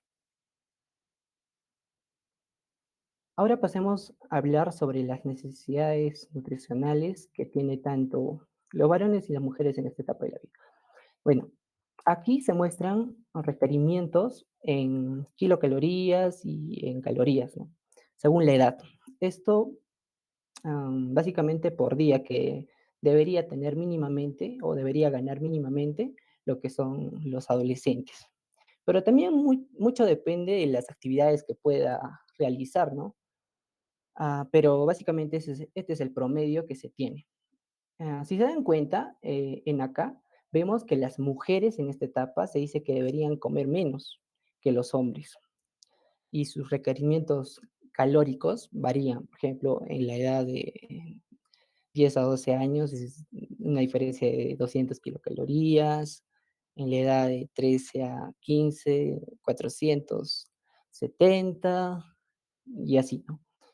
O sea, se dice, hay un mayor gasto energético en los varones que en las mujeres. ¿Y esto por qué? Básicamente por el músculo, ¿no? Como dijimos, los varones tienden a tener más músculo y los músculos básicamente tienen más mitocondrias y estas como que aceleran el proceso metabólico, ¿no? Y es por eso. Y a ver qué más. Bueno, en acá puse algunos famosos alimentos que suelen consumir, ¿no?, los adolescentes, que básicamente ahí nos indican que las pequeñas porciones, por ejemplo, de lo que son Doritos, Chisitos en sí, reemplazan a lo que vendría a ser alimentos sanos, como son la manzana, la uva y así. Siguiente, Ujú, doctora.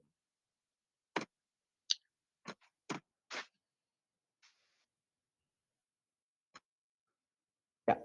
Y respecto a los micronutrientes, de igual forma, ¿no? Como la proteína, calcio, hierro, la vitamina A y el zinc. Otra vez, los micronutrientes que generalmente son en mayor proporción, las presentamos en lo que vendría a ser los varones y en menor cantidad en las mujeres. Y ya expliqué el por qué no, porque el músculo presenta más mitocondrias y por un proceso de transformación de energía, se podría decir, como que el metabolismo se hace más acelerado. Y es simplemente eso. Ya, ujú, siguiente, doctora.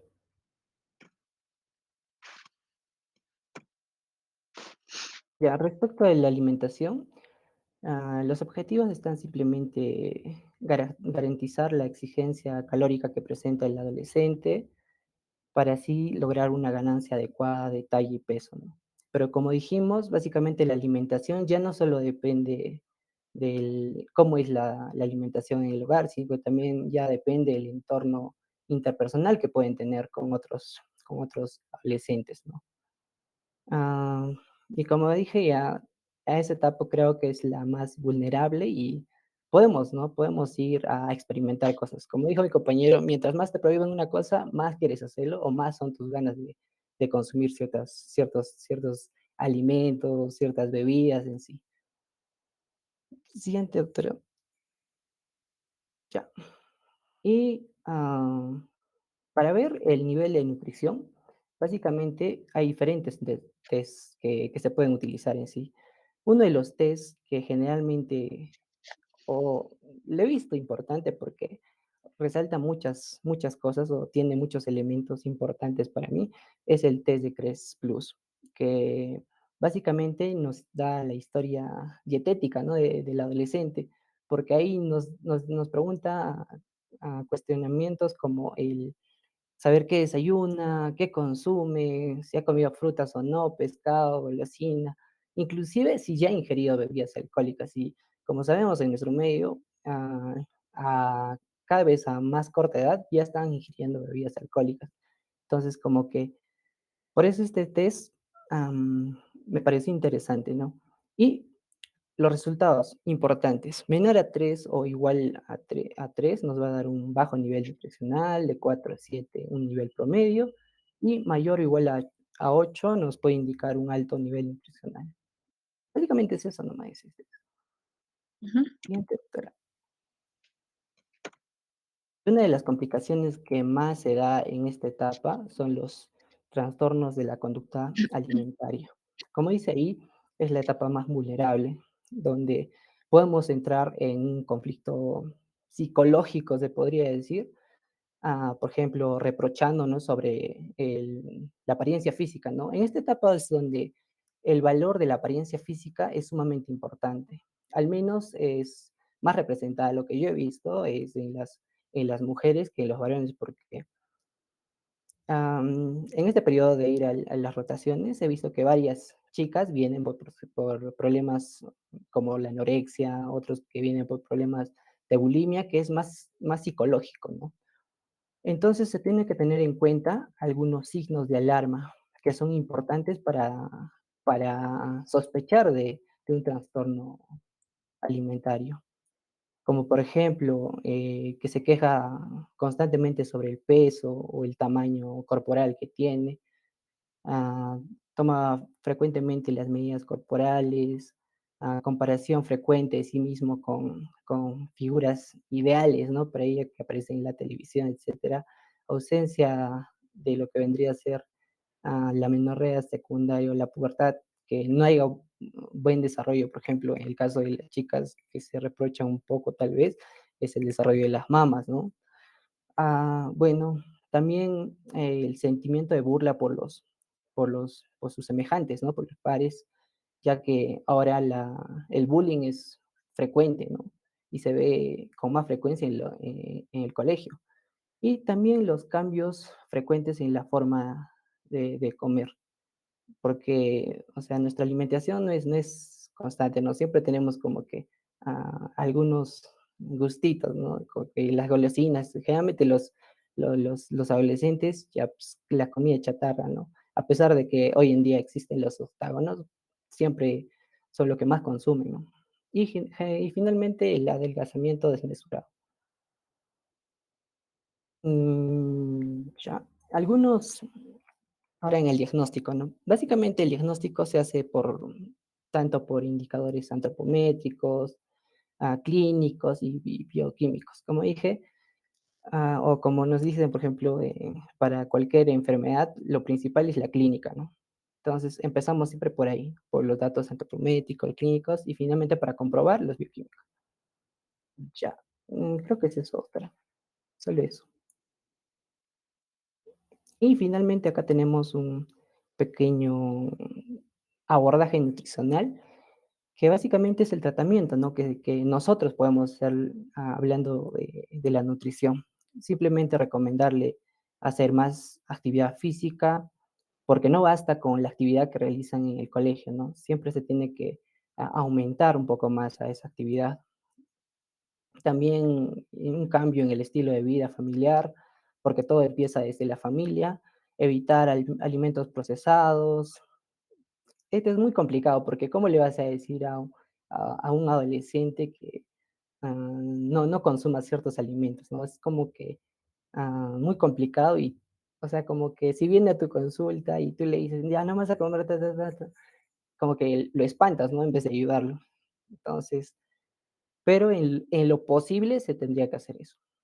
Y finalmente, basados en requerimientos energéticos. O sea, tenemos que calcular cuál es la actividad que realiza el adolescente y en base a eso recomendarle, ¿no? Ciertas dietas, ciertos alimentos que puede consumir, en fin, y sobre todo, obviamente, es en las mujeres, ¿no?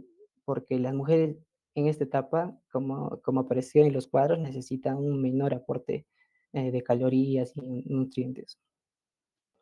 Y básicamente es eso, doctora. Y finalmente recalcar tal vez el platito del buen comer, que todo lo verde sin medida o desmesuradamente, lo amarillo con cierta cautela y lo rojo. Eso no. Ya, listo. A ver, tu cámara no estaba prendida, Sí se aprendía, doctora. ¿sí? Sí, doctora. Mm. No, no sé si yo solamente con el problema. ¿Los demás ven su cámara prendida?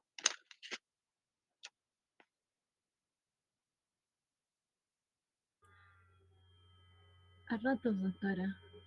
De repente es problema de tu internet, ¿ya? Pero a ver, entonces, Elvis, más o menos, ¿cuántas kilocalorías necesita un adolescente por kilo de peso?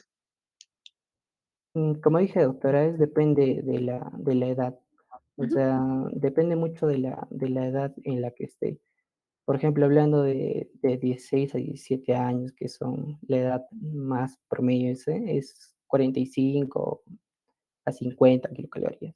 Claro, aproximadamente, ¿no? Ahora que vamos a Ujú. ser de adultos, se van a dar cuenta que los adolescentes tienen que comer un poco más y también durante su etapa de crecimiento tienen que consumir también mayor cantidad de proteínas, ¿no?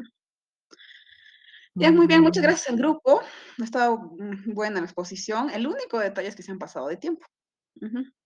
Ya recuerdan que los seminarios máximos pueden durar 1 hora. Cuenta por los problemas técnicos que hemos tenido. No sé si tendrán alguna pregunta para los expositores. Mm, Vidal Flores, ¿sí? Sí, buenas noches, doctora. Buenas noches. Yo quería preguntarles, bueno, acerca sobre todo de, bueno, muchos padres, ¿no? No sé si recomiendan o compran a sus hijos suplementos, tanto vitamínicos, entonces quería preguntarle cuál sería la recomendación, ¿no? De esto, si se recomiendan o no. Ok. ¿Cuál de los cuatro va a responder la pregunta?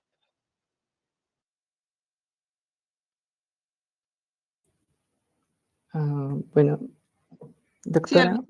Ujú, bueno, yo voy a dar un aporte, ¿no? A ver, no sé ujú, si es el 100% correcto, pero generalmente en esta época o en esta etapa, o sea, generalmente no se recomienda dar vitaminas. ¿Por ujú, qué? Porque generalmente todos los nutrientes que necesitamos, básicamente, las podemos simplemente tener a partir de los alimentos. O sea, el omega, a lo menos los ácidos grasos esenciales, o sea, la podemos conseguir a través de alimentos naturales. Y las vitaminas, o sea, no solamente tienen, ¿no?, un componente, sino que tienen varios componentes y como que muchos componentes no son muy saludables, o sea, en exceso como que te hacen daño, ¿no? Mm, ujú, ya. básicamente eso sería. Muy bien. Sí, como han estado escuchando de repente en las noticias, el problema con algunos suplementos nutricionales que están hechos para lactantes y para niños es que muchos tienen exceso de azúcares, ¿no? Desgraciadamente la legislación no es muy clara con respecto a eso y actualmente hasta quieren quitarle los octógonos. Entonces, este tipo de suplementos nutricionales solamente se deben dar en pacientes que de repente tienen algún tipo de problema alimentario, intolerancia, desnutrición, algo de eso, ¿no? Si ustedes le dan a un paciente que está nutrido adecuadamente, que tiene una alimentación balanceada, más que mejorar eso, van a ser los que tengan sobrepeso o que tengan obesidad, ¿no? Marco Meneses, ¿sí? Sí, doctora, buenas noches. Buenas noches, ¿cuál es su Ah, pregunta? quería preguntar acerca de los desórdenes alimenticios. Es decir, ¿los desórdenes alimenticios podrían ser heredados genéticamente para la descendencia que pueda tener una persona? Por ejemplo, un obeso mórbido, en caso de tener un hijo o una hija, hay Ujú, más inclinación a que ésta pueda padecer de obesidad mórbida en el futuro. ujú. Ok, muchas gracias por la pregunta. ¿Quién va a responder?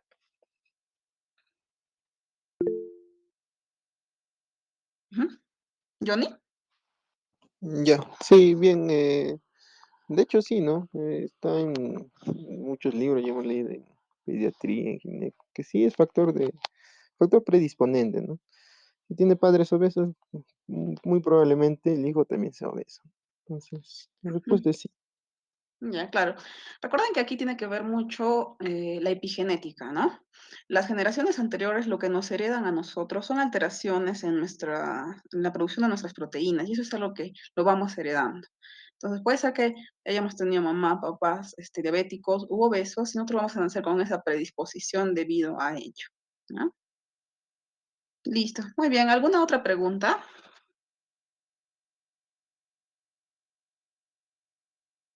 Ok, listo. Para cerrar, solamente vamos a hacer una última pregunta para el auditorio. A ver. ¿Y tú saca Cacagua? ¿Y tú saca Cacagua? ¿Ángela? No está, ¿no? Ochoa Oblitas, Ana. Presente, doctora. Muy bien, la pregunta es, ¿cómo se hace la medición de la circunferencia abdominal o circunferencia de cintura que justo mencionó el último expositor?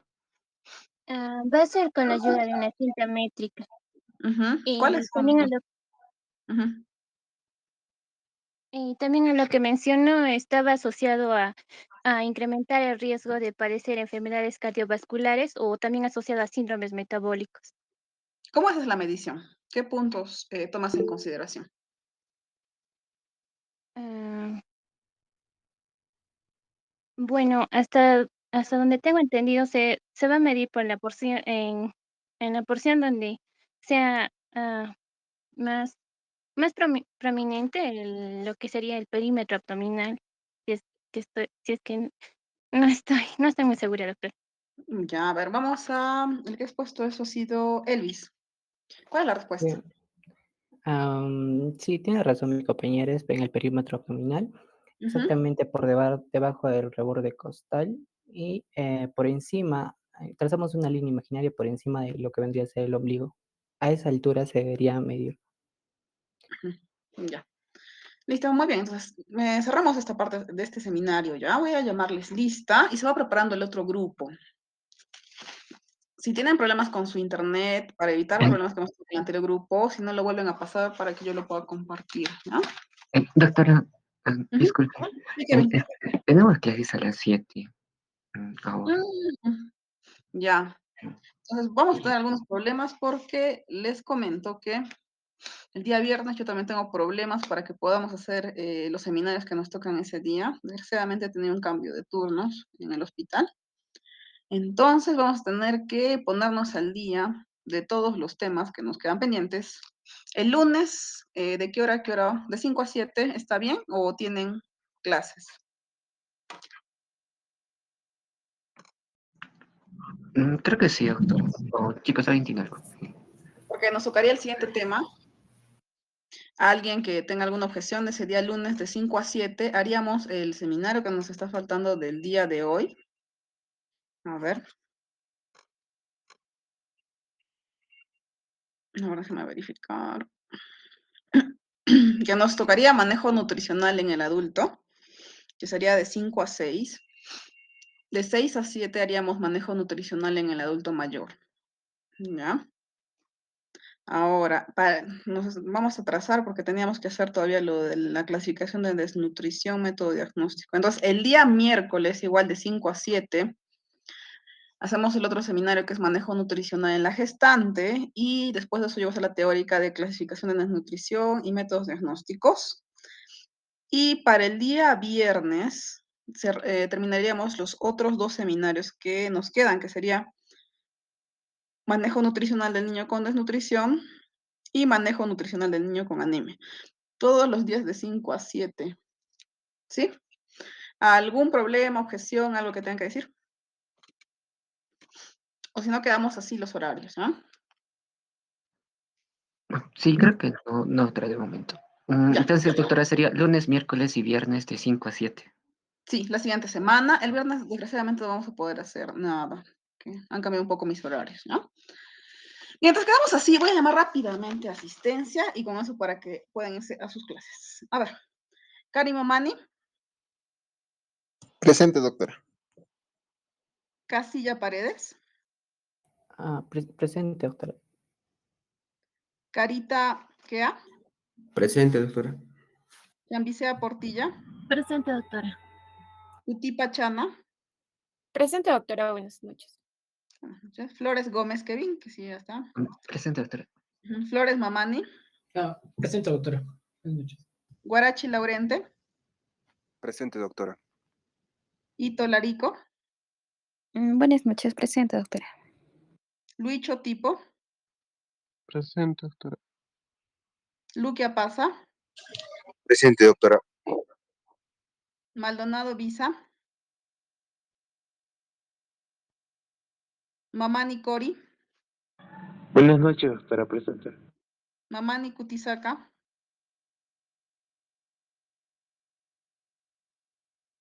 Meneses Pampa, Presente, doctora. Monroy Quispe, Buenas noches, doctora. Presente. Ortiz Quispe, Presente, doctora. Buenas noches. Pérez Flores, Presente, doctora. Buenas noches. Quispe Aquino, Quispe Huaracayo, Presente, doctora. Quispe Umpiri, Presente, doctora. Buenas noches. buenas noches, Reina Quiñones, Buenas noches, doctora. Presente. Rodríguez Calizaya, Buenas noches, doctora. Presente. Rojas Chambilla, Torres Paredes, Buenas noches, doctora. Presente. Vélez Durán, Vilca Coaquira, Buenas noches, doctora. Presente. muy bien, Alfaro Estofanero, Apaza Larico, Buenas noches, doctora. Presente. Calizaya Mamani, Buenas noches, doctora. Presente. Calla Ticona, Buenas noches, doctora. Presente. Carcausto Álvarez, Buenas noches, doctora. Presente. Chalco Taca, Buenas noches, doctora. Presente. Chipana Anca, Presente, buenas noches, doctora. Cuevas Condori, Buenas noches, doctora. Presente. Cutipa Cela, Buenas noches, doctora. Presente. Flores Choque Johan, Presente, doctora. Buenas noches. Flores Condori Yojaira,